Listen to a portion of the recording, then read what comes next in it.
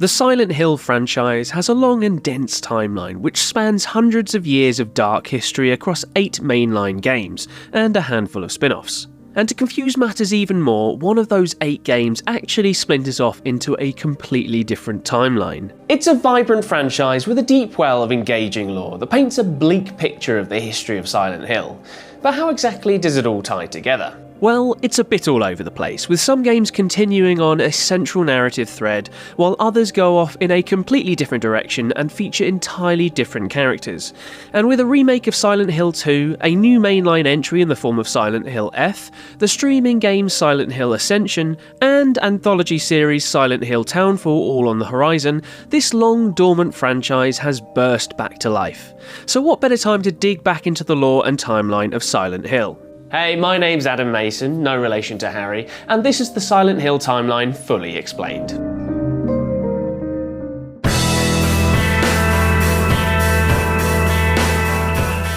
This timeline kicks off, as so many in this series have, with a quick history lesson of the fair town of Silent Hill. I mean Hill. As you can imagine, Silent Hill has something of a troubled history. Way before the 17th century, the land was settled in by the local tribes of Native Americans, who saw value in the area as a sacred place full of spirits.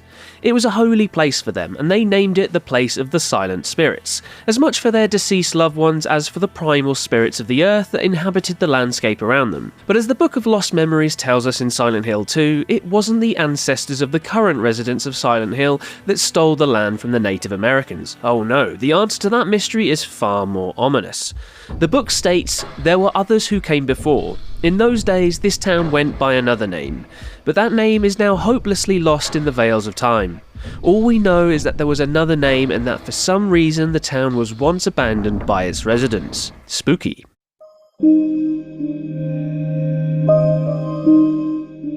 According to the Book of Lost Memories, the area was later colonised by a group of European settlers in the early 17th century, and it was this group that ousted the poor Native Americans from their sacred lands. But as the book also states, the town they created would eventually be abandoned, which in the history of Silent Hill is attributed to a pandemic that ravages the population of the township. In the early 19th century, people eventually attempt to resettle in the area, and Silent Hill is formally established as a penal colony with a central prison, becoming the dark heart of the new abode. But with the colony re-established, disease rocks back up to rear its ugly head, and as a result, the Brookhaven Hospital is built to tackle the epidemic ravaging its way through the townspeople. While the prison eventually closes around the 1840s, a rich vein of coal is discovered nearby, and this helps to completely revitalise Silent Hill. Meanwhile, in 1853, 4 well-to-do families up and leave Silent Hill to settle on the other side of the nearby Toluca Lake, and they establish the town of Shepherd's Glen, which has its own dark and twisted history. More on that towards the end of the timeline though. You see, the 4 founding families of Shepherd's Glen enter into a diabolical pact with an old god that will grant them and the town everlasting fortune and glory. But you better believe that there's a catch, and it comes in the form of the horrible old pastime of ritual sacrifice.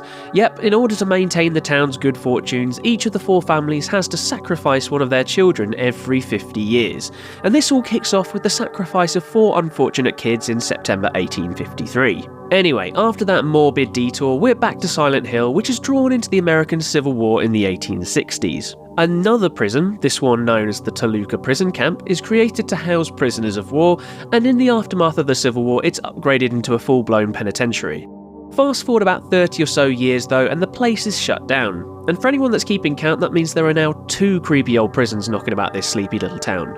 Around the same time, people start mysteriously disappearing all over town, an occurrence that is linked with the end of the Native Americans' organised resistance against the American colonies, according to the official history of Silent Hill. I guess they just got sick and tired of all of Silent Hill shit and just said, yeah, whatever, we're conceding our controlling interest in the area, you deal with all the spooky crap now. Either way, it's now the early 20th century and Silent Hill is still prospering as a result of its booming mining industry. But as the 20th century rolls onwards, the mining starts to fall by the wayside, paving the way for another industry to take hold, and that, my friends, is tourism. Yep, Silent Hill sees something of a tourist boom in the early 1900s, with Toluca Lake becoming a particular beauty spot for sightseers. As ever in this weird, screwed up town though, this all goes sideways when a series of mysterious boat accidents occur on the lake, chief among them the disappearance of a giant steamship known as the Little Baroness. Meanwhile, if things could even get any bleaker, a dark underbelly fixated on the occult begins to take hold of Silent Hill, starting with weird folkloric tales surrounding mysterious carvings in the old mines. An obsession with the occult grows within a group of people calling themselves the Order. As the decades passed, this sect of occultists grew to the point where their influence was felt all over Silent Hill, from the hospitals and schools right through to the now dormant prisons and mines. And by the time of the very first game on the timeline, the Order has become the prominent force within the community. But before we dive into their sordid activities, we first travel to somewhere and something completely different: 1960s Japan. Yes, hello.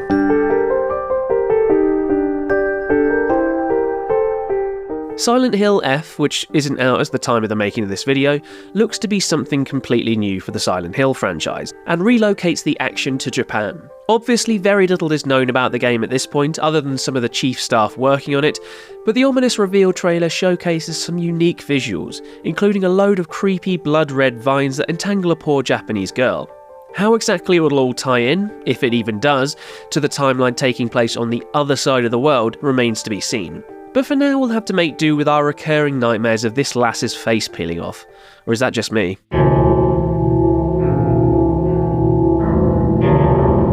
The first proper, actually released game on our timeline is Silent Hill Origins, which, as the title helpfully suggests, offers up a prequel story to the hellish tale that unfolds in the original Silent Hill. Here we meet Travis Grady, a truck driver who's just taking a shortcut past the outskirts of Silent Hill. But as we'll come to learn from this timeline, one cannot simply pass through Silent Hill. You see, Travis encounters a young girl who runs out onto the road in front of him. Managing to bring his truck to a stop before he hits her, Travis investigates further, eventually following the girl to a burning house, where he spies a creepy woman hiding around the side of the building. This mad lass is Dahlia Gillespie, and will be quite important across the next few games, but we'll catch up with her later. For now, Travis hears someone screaming from within the burning building, and rushes in to save a girl who's been half burned to death in some weird culty ritual. Travis rescues the girl and escapes the building, but loses consciousness not long after. He awakes the next morning on a bench in the fog-shrouded town of Silent Hill, and decides to see if the girl he saved is okay, and he heads off to a nearby hospital. On his quest to find the young girl, Travis comes into contact with the friendly residents of the town, and by friendly I mean f***ing creepy. Chief among them are Dr. Michael Kaufman, the trainee nurse Lisa Garland, and the aforementioned Dahlia Gillespie, who tries to scare Travis off the trail of the young girl, who it turns out is her daughter, Alessa Gillespie. In short, as Travis puts it, they're all crazy. As Travis explores Silent Hill in search of Alessa, he begins to experience some pretty weird things. And this is all because of the town's evil connection to a realm known as the Otherworld, which preys on its victims' worst thoughts and fears. For Travis, the Otherworld brings up disturbing visions of his past, including his mother, who was committed to a mental institute after she attempted to kill Travis. Travis also meets his father, who killed himself in the aftermath of having his wife committed to the institute.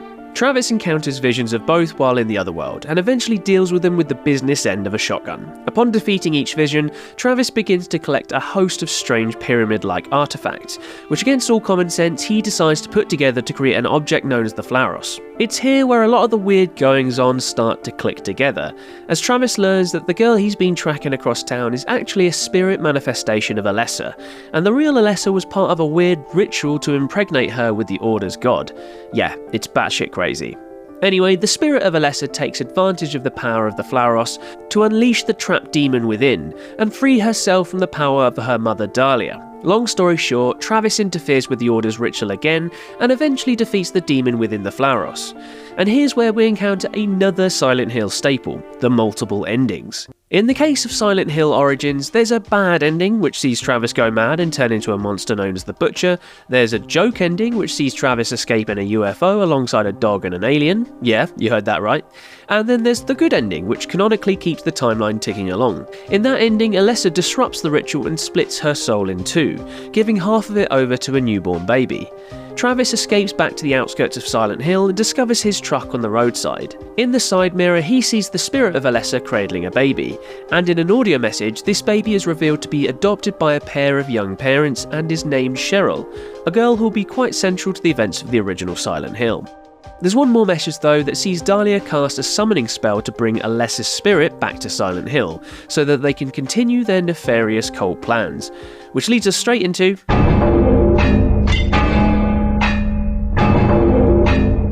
And here we finally are at the game that kickstarted the nightmare, the original Silent Hill. While people playing the game upon release would have had all the twists and turns of Dahlia and the cult's machinations within Silent Hill, I've taken a lot of the sting out of those shocks during the regaling of Origins. Oh well, just pretend to be shocked all over again as we revisit the original, I guess.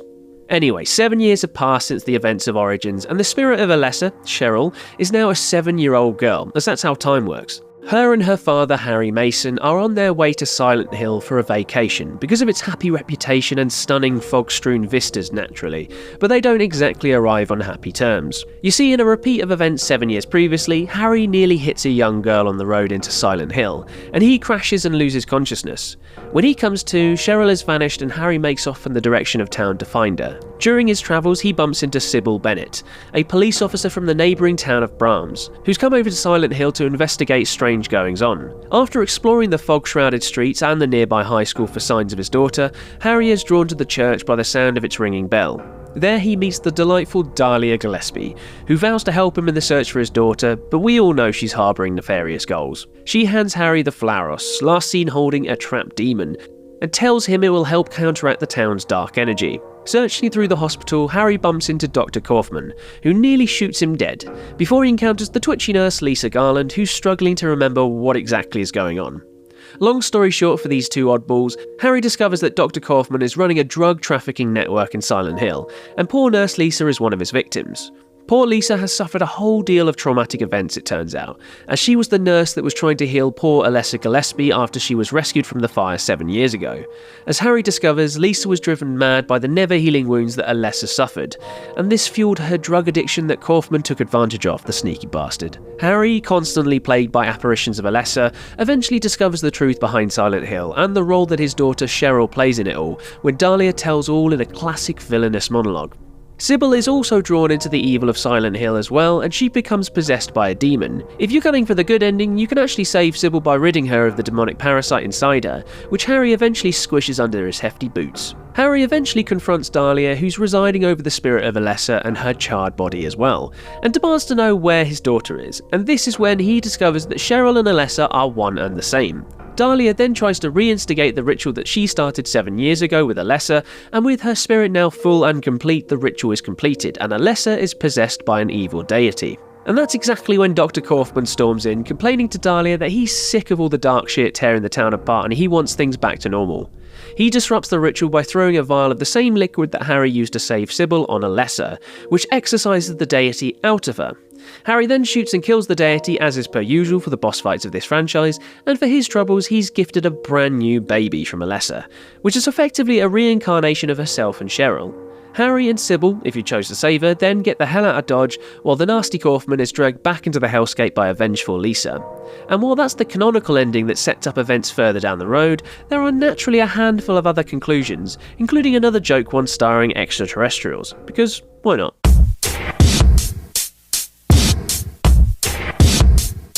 Next up is Silent Hill 2, and its placement on this timeline is a bit of a weird one. You see, other than sharing the same setting as the other games, Silent Hill 2 doesn't continue on the story threads from Origins and the original Silent Hill, instead focusing on the new character of James Sunderland. Its place on the timeline is also something of a mystery, with subsequent games, notably Alex's Diary from Silent Hill Homecoming, referencing it as having taken place 10 years after the events of the first Silent Hill, despite the fact that Silent Hill art director Masahiro Ito stating that it takes place in the late 1970s. For the sake of continuity, I'll be placing it here in the timeline as per the dates in Alex's diary. Anyway, as I mentioned, Silent Hill follows the story of James Sunderland, a widower who receives a letter from his dead wife Mary asking him to meet her at their special place in Silent Hill. Against his better judgment, James takes the advice of his dead wife and arrives at the foggy town of Silent Hill to search for his wife. As per usual for a Silent Hill game, there's an eclectic cast of absolutely bonkers characters, including teenage runaways Angela and Eddie, an 8-year-old obnoxious girl Laura, and a doppelganger of James's wife called Maria, who's quite forward with James in their first meeting. To quote Travis, "They're all crazy." More importantly, they've all been drawn to Silent Hill after living through various forms of trauma. Eddie as a result of nearly killing a school bully, and Angela due to killing her own father who sexually assaulted her. Maria, on the other hand, sticks out from the crowd. Aside from being the spit image of his wife, her personality is completely different, and as James explores Silent Hill, he begins to believe that the town is creating various manifestations and monsters as a way to punish him for his past. You see, James has something of a skeleton in his closet, a skeleton in the form of his wife, Mary. We learn that James euthanized his wife Mary by smothering her with a pillow, and this revelation leads James to believe that Silent Hill is tormenting him for this. The chief antagonist of James's psyche is the iconic Pyramid Head, who roams the foggy streets and dimly lit buildings hunting poor James, and supposedly killing Maria a handful of times. Most of Silent Hill 2's supporting cast come to sticky ends before the game reaches its conclusion, with James killing Eddie in self-defense, while Angela kills herself by walking straight into a fire. James eventually heads to the rooftop of the Lakeside Hotel, the special place from his wife's letter, and there he meets, depending on certain choices made throughout the game, a manifestation of either Mary or Maria. And this is where the multiple endings of Silent Hill 2 come into play. You see, Silent Hill 2's endings are all open to interpretation, and technically any one of them could be canonical, as Konami have never really confirmed which one's definitive. The Leave ending sees James accept his past and decide to move on from it, and after defeating the demon within the manifestation of Maria, he leaves Silent Hill with Laura. The In Water ending sees a guilt-racked James kill himself by driving into Toluca Lake with the body of his wife so they can be together in death. While the Maria ending sees a slightly delusional James kill his wife Mary, or a manifestation of her, a second time, and he decides to leave town with a more assertive Maria. Only as they leave, Maria starts coughing, indicating that she might have the same sickness as Mary, starting the whole cycle off again. Naturally, there is a joke ending, and Silent Hill 2 really spoils us by providing two different joke endings. The first reveals that a dog, yep, a dog, has been pulling the strings in some kind of Truman Show-like control room the entire time, which is just brilliant, while the second sees aliens return once again to abduct James with the help of our old friend Harry Mason, creating some weird continuity with the joke ending of Silent Hill. I love this ridiculous franchise.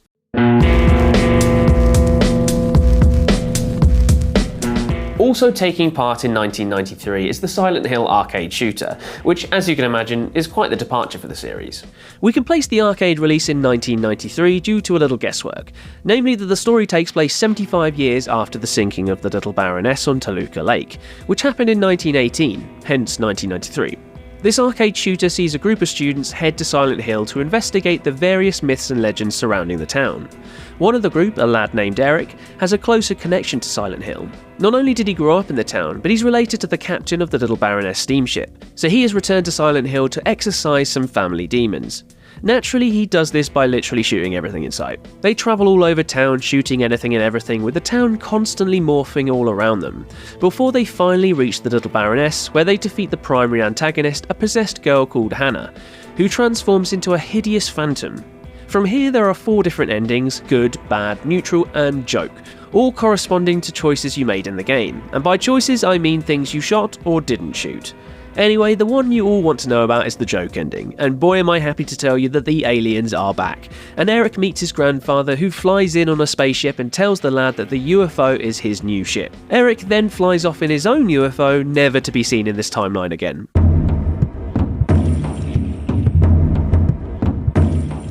Next on the timeline, we return to the evolving story of Harry Mason, which sees Harry's new daughter Heather, who was the baby that was handed to him at the ending of the original Silent Hill, take centre stage. As Heather is said to be about 17 years old, we can place the events of Silent Hill 3 in the year 2000. The story starts, in a first for the franchise, outside of the grasp of Silent Hill, and in a haunted shopping mall.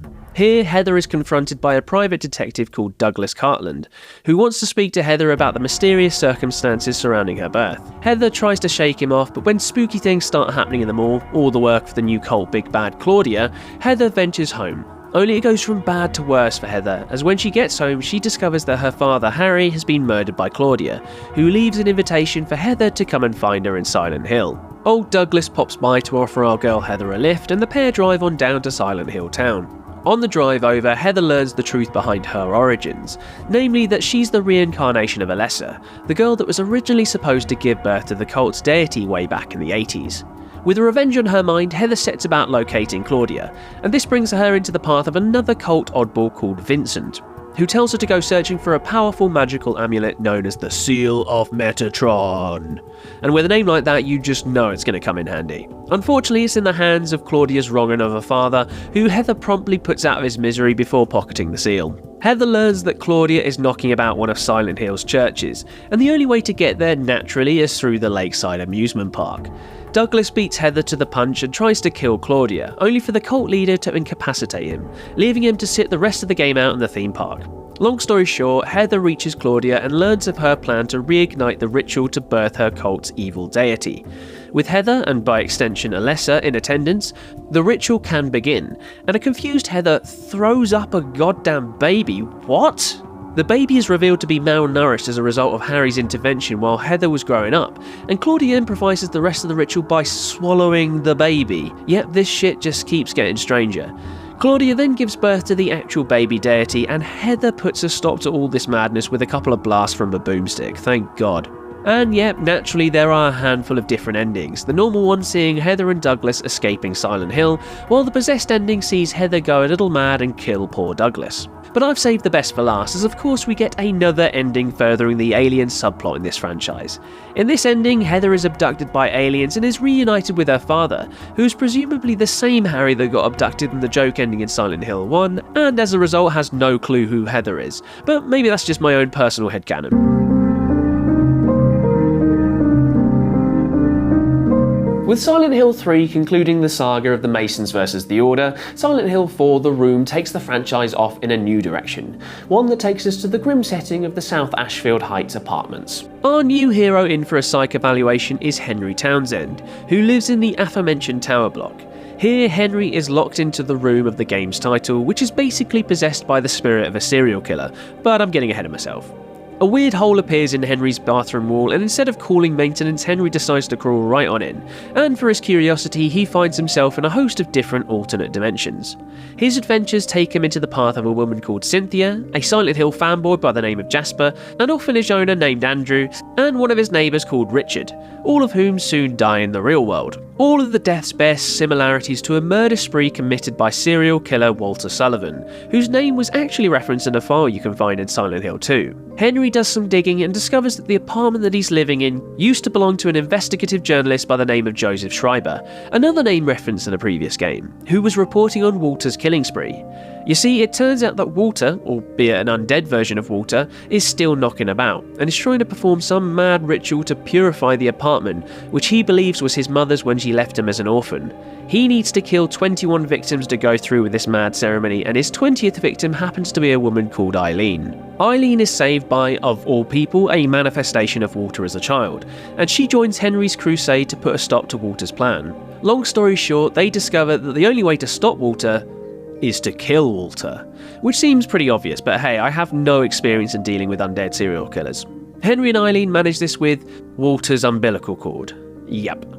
This all leads into the final showdown between Henry and Walter, and of course a range of different endings are naturally available.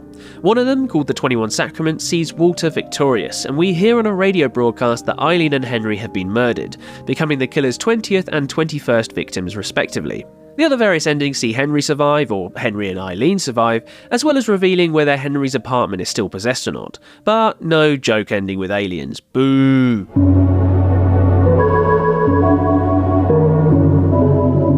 Next up on the timeline is Silent Hill Downpour, which is very much a self-contained story within the franchise, and as a result has no real bearing on the rest of the chronology. A lot of fans have placed it in 2004 though, and for that reason I'll be placing it there as well. Downpour sees Murphy Pendleton take centre stage, and well, he's a bit of a wrong'un. He's in prison for stealing a police cruiser, but while in jail he kills a fellow inmate, and to be fair to Murphy, the guy he kills was a child murderer, so he's doing the world a favour. Anyway, while he's being transferred to a different jail due to the killing, his transport, like so many before it, crashes on the outskirts of Silent Hill, and Murphy wanders on into the foggy hellscape. As he journeys through town, Murphy's psyche gets the full-on third degree, and the other world slowly torments him about all his past crimes. He's followed into Silent Hill by the police officer Anne Cunningham, whose past is closely linked to Murphy's. Over the course of the game, we discover that Murphy made a deal to get transferred to the same prison as the child killer, as it turns out that Murphy's own son was killed by him. We also find out that in exchange for the deal he made with a corrupt police officer, Murphy had to kill another officer by the name of Frank Coleridge, who just so happens to be Anne's father. Anyway, aside from all these key revelations about Murphy's past, he prioritises getting the hell out of Silent Hill, as he's being stalked by a host of monsters, one of which is the sledgehammer-wielding Boogeyman. After defeating the Boogeyman, Murphy attempts to escape aboard a boat, but is stopped by Anne, and he wakes up in the other world where he meets another grim monster called the Wheelman, because, well, he's in a wheelchair. Murphy kills this lad too, and we enter into Downpour's endgame, where Murphy himself turns into the Boogeyman, and we learn that Anne has some skeletons in the closet too. Namely that she sought revenge on Murphy for the death of her father. Anyway, there are 6 endings to Downpour, all with various different alterations, such as Murphy surviving, Murphy and Anne surviving, and even one where the roles are reversed and Anne is transported into the other world. But even better is the return of the joke ending. Yes! While no aliens or dogs make the final cut in this one, we see Murphy dig his way out of his jail cell and straight into a surprise party in his honour. All the cast are present and even Pyramid Head is here, and he celebrates by cutting the cake.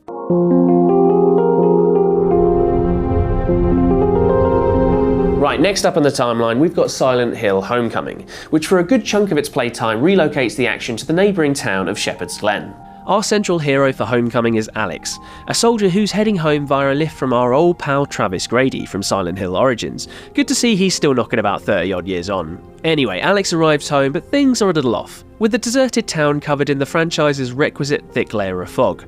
Alex finds his mum in a pretty bad way, murmuring about his father searching for Alex's brother Josh, who died in a childhood boating accident, and he ventures out into the freezing mist of Shepherd's Glen to investigate. While exploring the town, he discovers that a handful of people are actually missing, a fact he learns when he enters the other world and witnesses the town's mayor and one of the leading doctors killed by monsters. Alex joins forces with a pair of old friends, Elle and Wheeler, and the trio start to figure out some of the mysterious truths behind all the disappearances, namely that Shepherd's Glen was founded by 4 families on the messed up pact that they sacrifice one of their children every 50 years. And it just so happens to be the 150th anniversary of the town. Alex gets knocked unconscious by someone from the Order, Silent Hill's infamous cult, and he later wakes up and travels with Elle and Wheeler to Silent Hill via Toluca Lake to find his dad. Alex eventually finds his father at the Order's church base of operations, where he listens in on his father's confession before learning a few big story revelations. Chief among them is that Alex isn't actually a soldier, and has actually been at a mental institute since the accident involving his brother. As Alex learns this from his father, the pair are attacked by the Boogeyman, who's actually another variant of the classic monster Pyramid Head, and Alex's dear old dad is killed. Alex ventures on regardless and finally comes into contact with more of the Order's members, notably Elle's mum, Judge Holloway, who spills the beans on their evil pact and all the sacrifices, 3 of which have successfully taken place for the current anniversary. All except for Alex, who soon realises that he was the intended 4th sacrifice, which he doesn't exactly agree to. He kills Judge Holloway in self-defense and races off into the night. Homecoming reaches its conclusion with Alex rescuing Elle and Wheeler before confronting the game's final boss, a monstrous manifestation of Alex's dead brother Josh, which Alex promptly destroys. All before we reach the multiple endings which offer up a delectable range of bleak outcomes. One of them sees Alex drowned by his father, while another sees him wake up in the hospital and receive shock treatment, and then there's the one where Alex turns into the Boogeyman. There is one positive ending though, which sees Alex escape with Elle and Wheeler, and of course, a joke ending, where Alex and Elle are abducted by aliens because it's just part of Silent Hill's DNA by this point.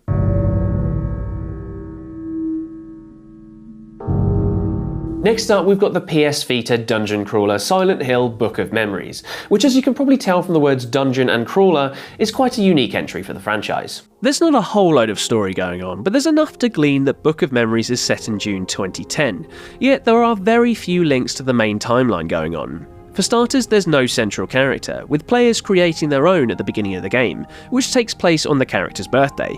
You can't have a birthday without presents, and our freshly created pal rips open a brand new no wait, it's just some dusty old book. Well, not any old book, just the bloody Book of Memories from the game's title. The book mysteriously outlines the player's entire life, and with a little forewarning, the player attempts to change their life for the better. Only this is a horror game and nothing comes that easy. In their dreams, the player visits a whole host of weird dungeons, which they eventually deduce belong to the psyche of a host of different guardian monsters which naturally have to be defeated. On top of that, the player realises that each Guardian monster is reflective of a change that they've made to their life, and with that knowledge they attempt to fix all the changes before someone else can find and defeat their own personal Guardian monster. Naturally, there are a dungeon load of endings, 2 good, 1 neutral and 2 bad, that see the player character endure the torment that they've reaped on themselves. And of course we've got a joke ending that sees the character travelling to Silent Hill for spring break, and bumping into many an unfriendly face on the way, which is nice.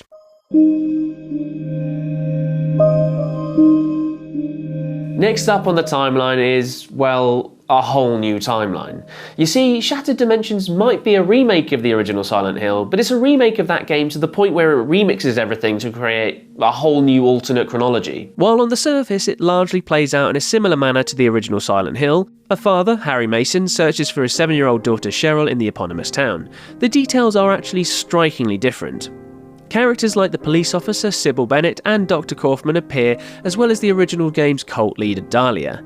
But the cult aspect is severely downplayed in Shattered Memories, and Dahlia is actually presented as Harry's lover. The big twist shock at the heart of Shattered Memories, though, is that the central protagonist Harry Mason is in fact long dead. Yep, in this timeline, Harry died in a car crash long ago, and all of the spooky goings-on are actually manifested by an adult Cheryl, who's still very much struggling to come to terms with her father's death. And with this big revelation, the game marches into a handful of different endings, all of which are viewed via video clips on Cheryl's old camcorder. It's not all happy viewing though, as we witness one ending where a drunk Harry shouts at his daughter, while another sees Harry verbally abused by Dahlia.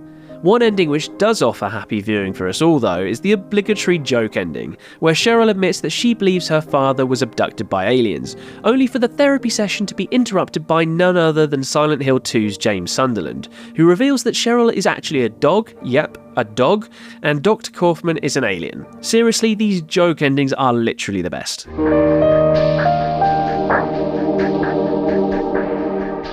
Okay, so with very little evidence on where exactly to put it on the timeline, I'm placing Silent Hill Orphan and all of its sequels on its own little branch, as for all I know it could take place in any of the established timelines. The trilogy of mobile games are set across Silent Hill's orphanage and a hospital, and take place across a 40-year time frame. At the beginning of that time frame, a horrible massacre takes place at the Shepherd's Orphanage, where all the children, bar 3, are killed, and the first game in the trilogy is divided into 3 chapters, each focusing on one of the 3 survivors as adults 30 years later. As each chapter progresses, the survivors discover the truth behind the tragic incident 3 decades ago, namely that one of the survivors, a girl called Karen, was the culprit. Only things get even more confusing when it's revealed that the true perpetrator is Karen's sister, Alessa, who even more confusingly is not the Alessa Gillespie from earlier on in the timeline, but a completely new character. However, here's the twist. New Alessa is dead, killed in the house fire that also killed the sister's parents. Karen somehow forgets all her crimes and lives her life for the next 30 years and becomes a nurse in the process. All of which brings us to the first sequel in this mobile sub-series, which takes place in the town's hospital. Here, Karen manipulates the ghost of one of the dead orphans, a lad called Lucas, who eventually gets sick of all her bullshit and brains her with a steel pipe. But that's not the end of Karen, oh no. We're only halfway through this mad sub-series of the Silent Hill franchise. Next up we meet Vincent, who you play as across both the second and third mobile games. In the third game, you discover that it was Vincent that started the fire that burned down Karen and Alessa's childhood home, and that he's indirectly responsible for setting all of these mad events in motion. Long story short, Vincent discovers that despite their deaths, there are evil and good sides to Alessa and Karen that have lingered on, and once all the evil sides have been defeated, it allows all the poor orphans and the good sides of Alessa and Karen to escape from the hell they've been festering in. Poor old Vincent and the evil sides of the 2 sisters aren't so lucky, and they all get dragged down to hell for their crimes across this fucked up little trilogy.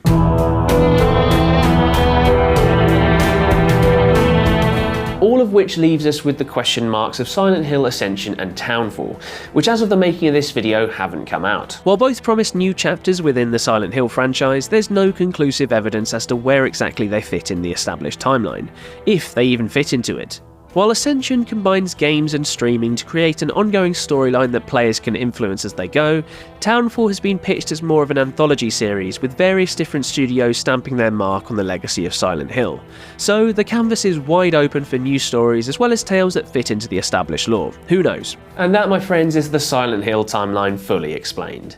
If you enjoy these gaming timelines, why not check out some of the others we have on the channel, including Cyberpunk, Metal Gear Solid and Mortal Kombat. Thanks a lot for watching, guys. I'll see you next time.